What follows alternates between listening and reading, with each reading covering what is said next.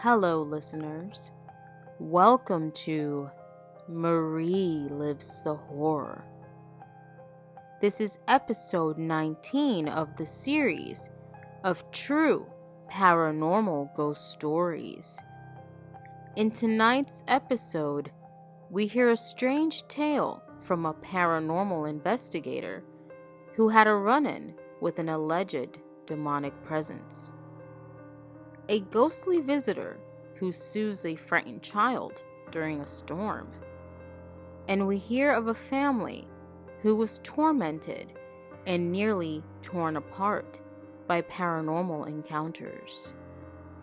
So without further ado, step into my horror chamber as we live the horror together. Number 1. A demon requested to see me. If I may, I will share with you a story that each may ponder on if it's reality. It was in my youth, before the release of cell phones and pagers in my era. I was a young man trying to help resolve paranormal occurrences, both as an investigator and mystic, I suppose.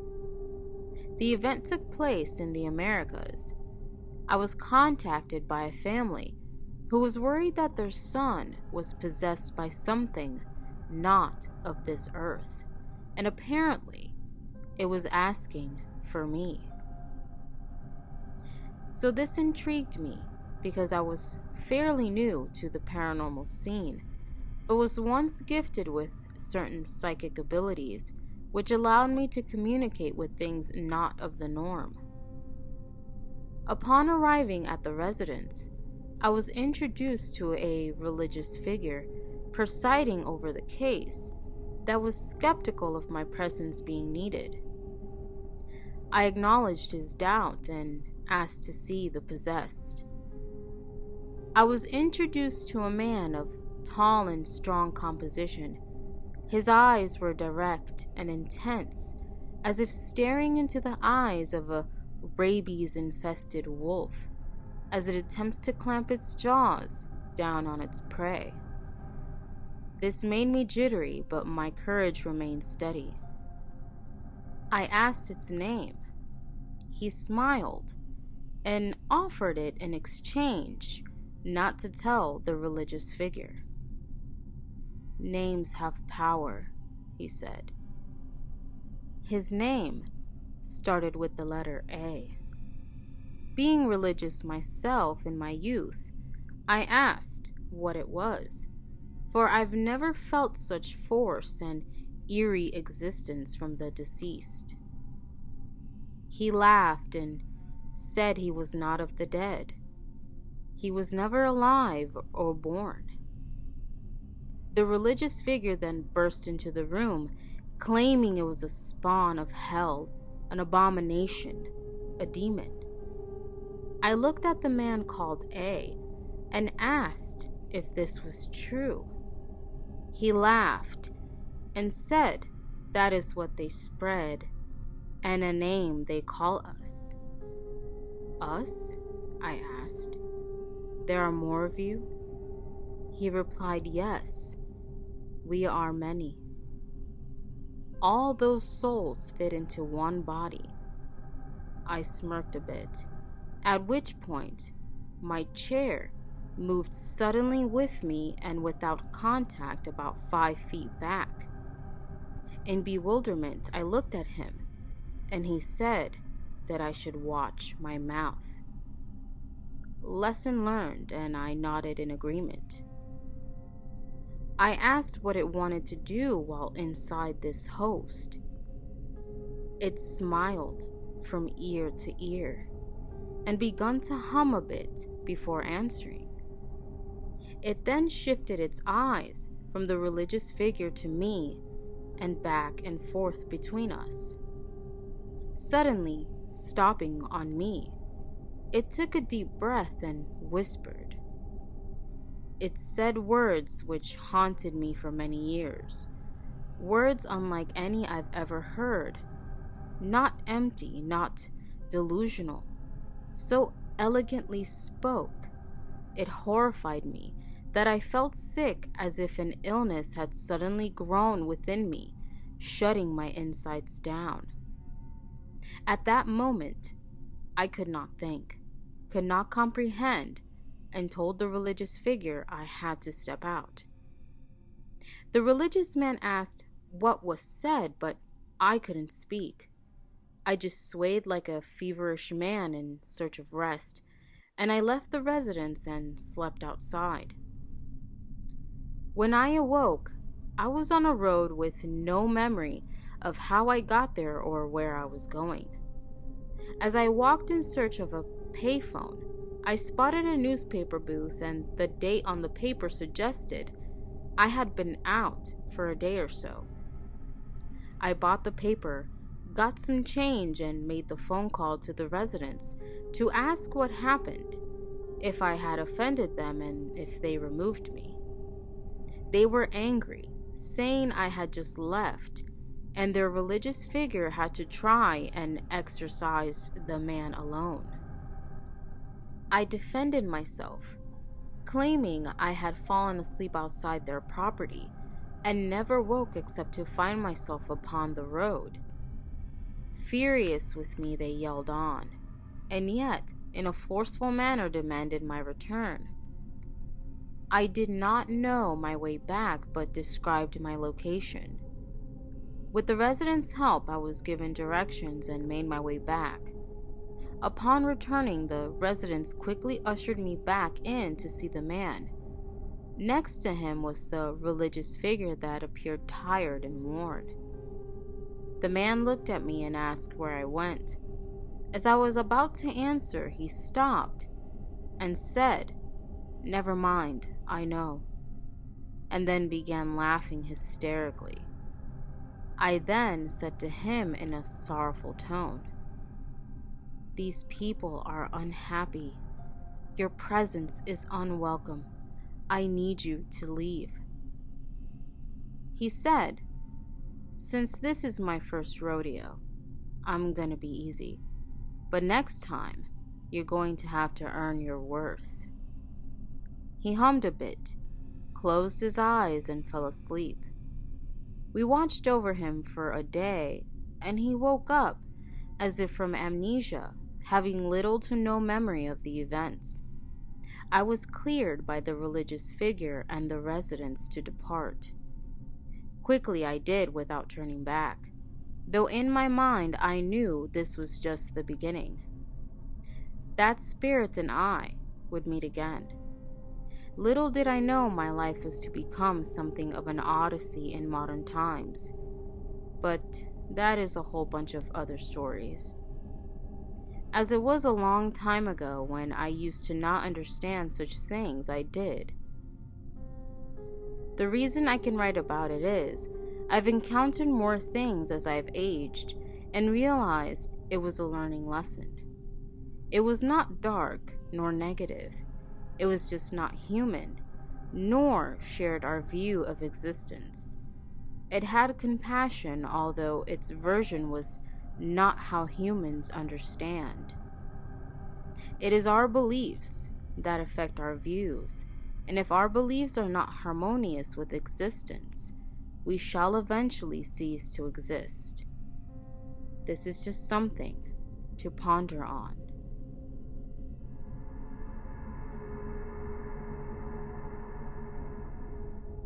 Number 2. A woman in white appeared in my bedroom. I have a lot of ghost stories. I grew up in a neighborhood deep in the woods, in an area full of cults and forgotten graveyards.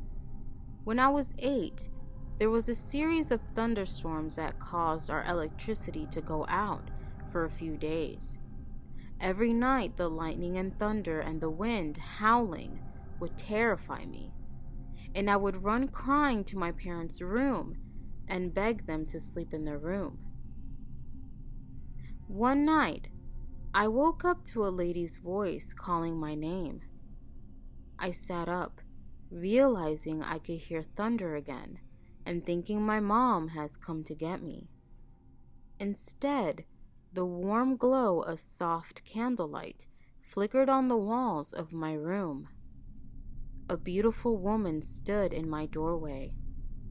She was wearing an old-fashioned white nightgown that looked to be from around the early 1900s and was holding a candle, with one hand cupped protectively around the flame to keep the wind from blowing it out.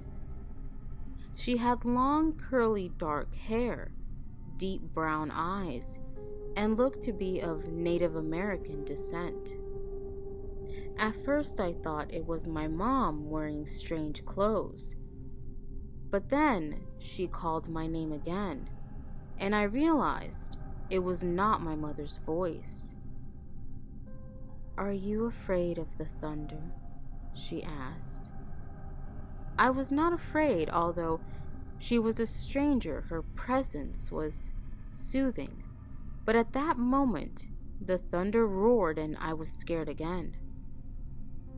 "Don't be afraid," she told me, smiling at me. "There's nothing to be afraid of." Lightning flashed and I woke suddenly from the dream and found myself sitting upright. My mom was standing in the darkness where the lady has stood. "Get up. I've been calling your name for the last 5 minutes. You can sleep in my room." "Where is the lady?" I asked her, wondering if I was still in a dream. It had felt so real. "What lady?" "The lady in white." My mom only stared at me for a moment, then turned and went back to her room. I haven't mentioned the lady who visited me to anyone since, but I have always wondered who she was. Was she an angel or a ghost? A dream or a vision? I guess I will never know.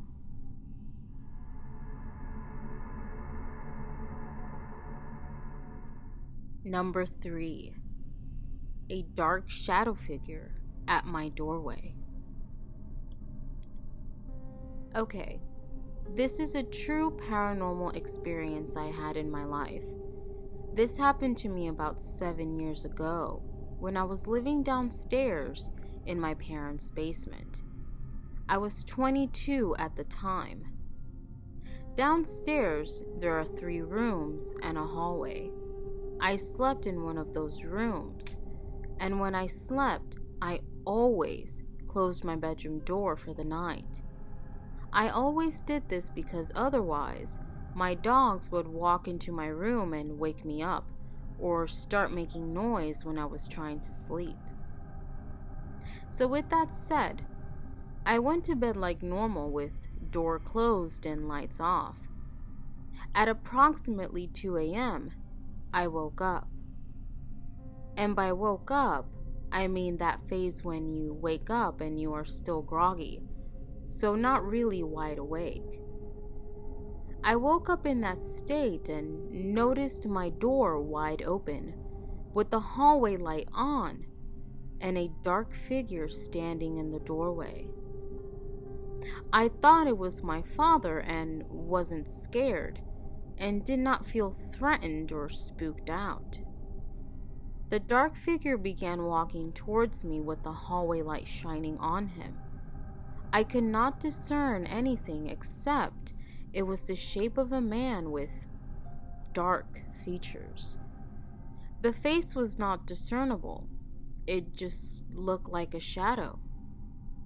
As the figure was making its way toward me, I began to sit up in bed slightly, because again, I thought it was my dad.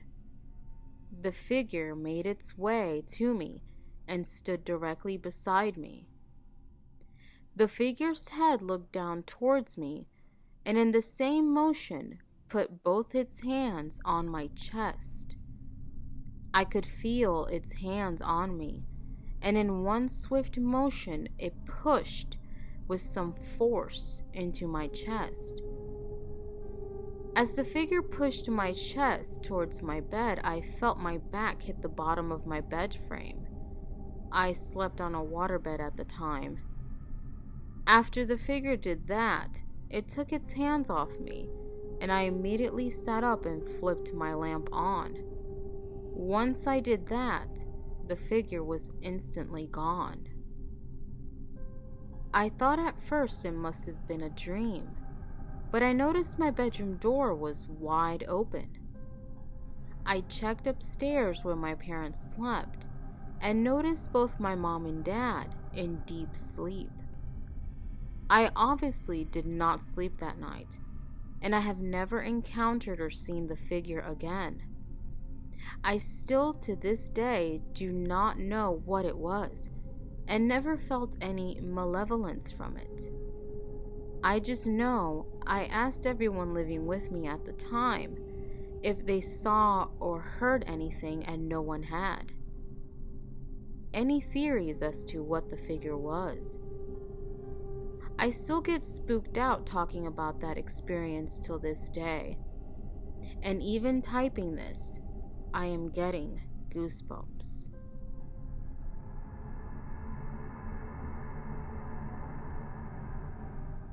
Number 4. I saw my grandpa, and I didn't even know it. I only recently heard this story from my uncle. He is on drugs and is convinced I have special powers, so I thought nothing of it until my mother and father confirmed it. Shortly after my mom met my dad, her dad had died in a motorcycle accident. This was 20-ish years ago. My dad only ever talked to my Papa Mick on the phone once. When I was born, my mom's friend gave me a baby blanket that I then became obsessed, infatuated with, as many children become over their baby blankets. I took it everywhere with me, and I mean everywhere. No one could get it away from me. My parents had to buy a second so they could distract me with one while the other was being washed. My parents never told me about my Grandpa Mick, and my grandmother was already remarried when I was born, so they thought it would be too complicated for me to comprehend. So one day, when I was 2 or 3, my mom, my dad, and I were driving home from a winery where we used to go hang out and listen to music and stuff.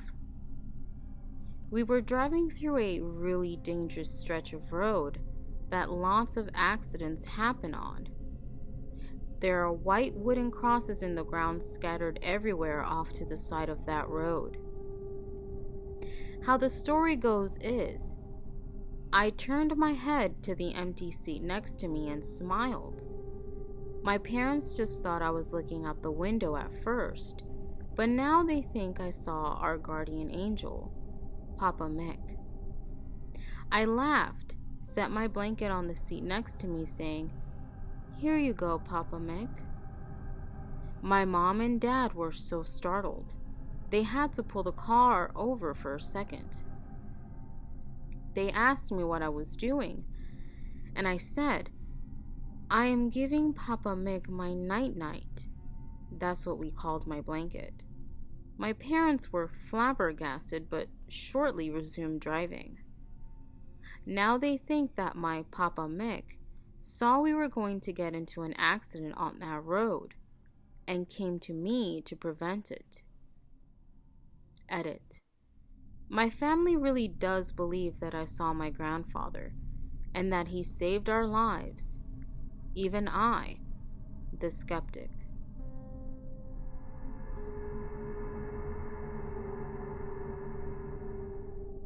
Number 5.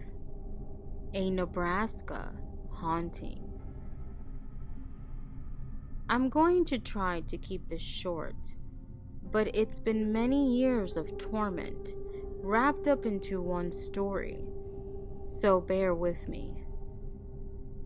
I was adopted at the age of 4 and grew up in a 1950s model home with my 4 siblings and our parents.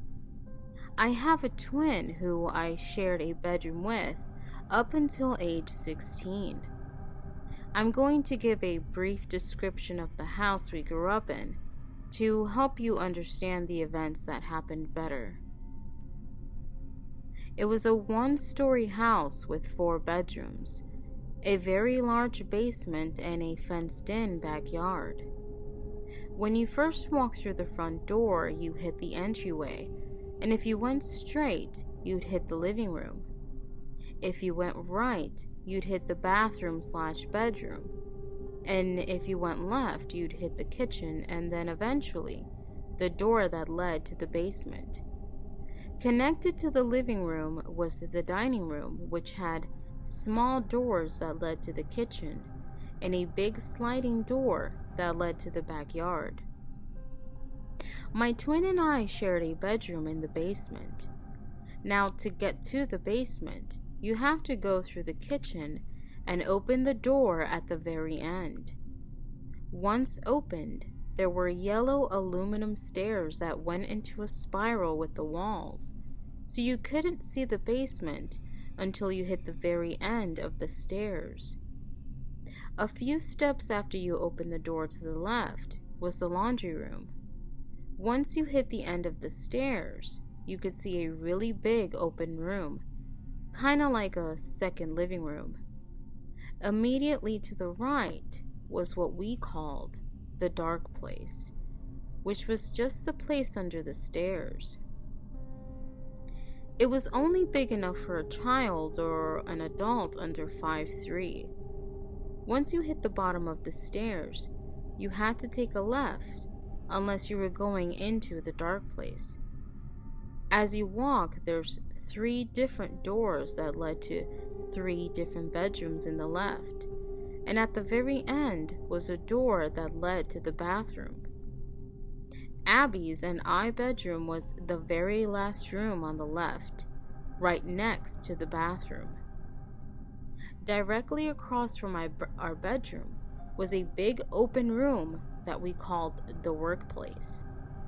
It held Christmas decorations, tools, etc. So now let's move on.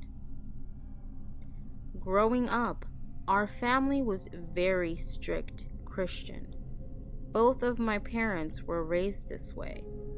To give you an insight as to how strict, I'm talking we weren't allowed to go trick-or-treating, watch any movies, or read any books about scary stories, witches, vampires, werewolves, etc.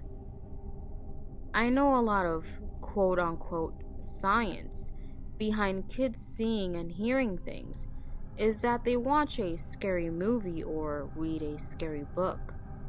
For us, this was not the case, as we literally had zero access to anything of the sort. Moving on. Creepy shit has happened in that house since as far back as I can remember. Most of the horrible things happened to my twin and my oldest sister, Catherine. Nearly every night, we would hear whistling and what sounded like someone walking in flip-flops, starting at the top of the stairs, go all the way down, and stop at our bedroom door. The whistle was always a tune that we recognized, but couldn't put a name to, and right as you were about to put a name to it, it changed just a little bit. Sometimes the whistling would just stop at the door, but sometimes the door would fly open. I woke up one night to Abby screaming, and I looked over and her mattress was shaking as if somebody had a hold at the end of it and was shaking it up and down. I would hear a deep male voice calling my name in the middle of the night, trying to coax me out of bed, and it always came from the workroom. One night, I saw a white hand, just the hand, stroking my sister's face as she slept. Another night, Abby and I woke up to our sister Catherine screaming from upstairs. We rushed upstairs to see what was going on, and she was sitting in the living room, screaming bloody murder and pointing at the ceiling. Our mother was in the chair across from her, crying and reading passages from the Bible. I asked what was going on, and Catherine simply pointed to the ceiling and said, "It's here to kill me." She was tested 3 different times to see if she was schizophrenic, and all 3 times she tested negative. There were multiple times she woke up in the morning with dozens of spiders in her hair. She had sleep paralysis nearly every night, and eventually had to be drugged so she could sleep through the night. As the years went on, she became more and more antisocial and shut everyone and everything out. Once she turned 18, she moved out, and nobody in the family has really heard from her since. My twin sister had the same nightmare many times of an older woman in her dream. She would be sleeping and this woman would come in and drag her out of her bed by her hair and take her to the living room and tell her she didn't deserve to sleep in a bed. She would have other nightmares where this same woman would try to grab her, and in each dream she got closer. Eventually, she had a dream that she got home from school, and this woman had all of her family members in the garage, cutting them into tiny pieces. We have an adopted brother that is special needs, who till this day still says at nighttime his quote-unquote friend will wait for him on the basement stairs to come play. He says that the door that leads to the basement will slowly open and a red ball with a star on it will roll out towards him, and they will take turns rolling it back and forth. I told him not to play with his friend anymore, and he doesn't, but still says he hears the ball rolling at night. Flash forward about 5 years later, and I'm back in town on leave from the military staying with a friend. I have a dream I'm back in the house I grew up in, except nobody in my family can see me. There is a girl about the age of 14 standing next to me. She looks at me and says she wants to show me what's been terrorizing my family. We walk into the house, and the first thing I see in the dream is my sister Catherine in the chair pointing at the ceiling. 12-year-old Abby and 12-year-old me, along with our mom, praying. The same exact situation that had happened in real life many years before. But this time when I looked at the ceiling, I saw it. It was a tall, long, skinny creature that resembled a human, with dark eyes and sharp teeth, with long, sharp points for fingers and toes, crawling on the ceiling towards our sister. The next room was my brother Damien, who is mentally retarded. He has a history of anger issues. I saw a tall man in a suit with a cane hovering over him, which I can only assume caused a lot of his anger. The next room was my father, and he had the same figure next to him, gripping his arm. My father was diagnosed with chronic heart failure and kidney failure when I was in boot camp, and I also can only assume this figure aided in making him sick. Next, I saw my sister Abby on her bed reading a book. with that old witchy woman she had so many nightmares about. She was in the corner of her room, staring at her. In this dream, we were headed to the next room, and the girl that was showing me everything suddenly froze in place, looked at me, and put a finger to her lips, telling me to be quiet. And then she whispered, "They know you're here. I wasn't supposed to show you them. They're coming for you. Quickly, you need to leave now." And then she took my hand, and we ran from the basement, through the kitchen, out to the front door, got into a car and sped off, just as the front door burst open. Then I woke up from my dream. There were many, many other strange, terrifying, and unexplainable events that occurred over the years.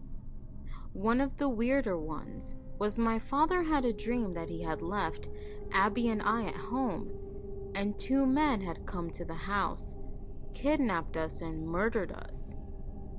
He was pretty freaked out about his dream, so when he left, he told us to stay inside and to keep all the doors locked.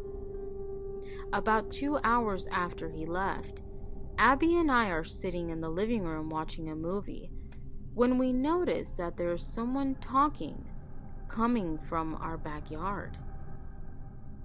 We get up and look out the living room window and see 2 men looking into the basement windows, like if they're looking to see if anyone is inside.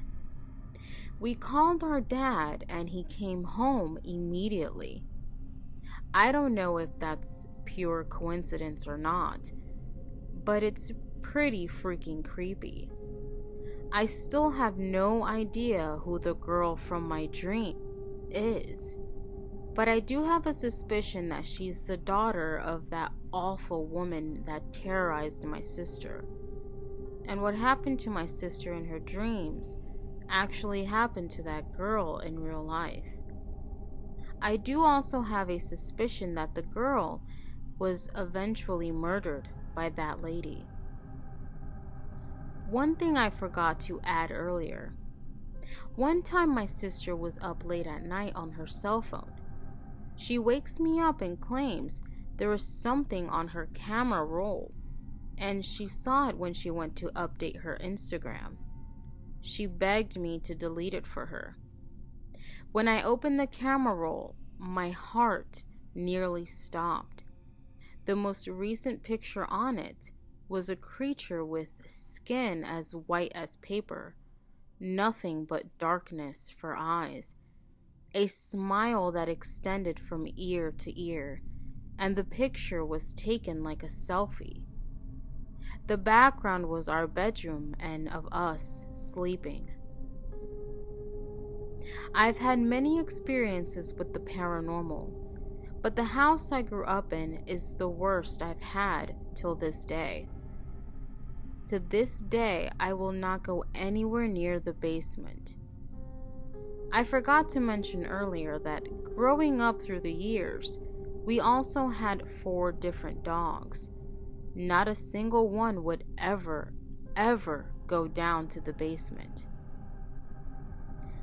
For everyone who has told me, "Why didn't you get help?" or something along those lines, our parents literally did not believe us. They told us we were making it up, and if we came to them, we would actually get punished for it. There were many times we would go running upstairs to the bedroom, screaming and crying, just plain terrified, just to get sent back to our rooms and yelled at. I'm still in therapy till this day, and I still sleep with a nightlight and all my doors locked, so nothing can open them.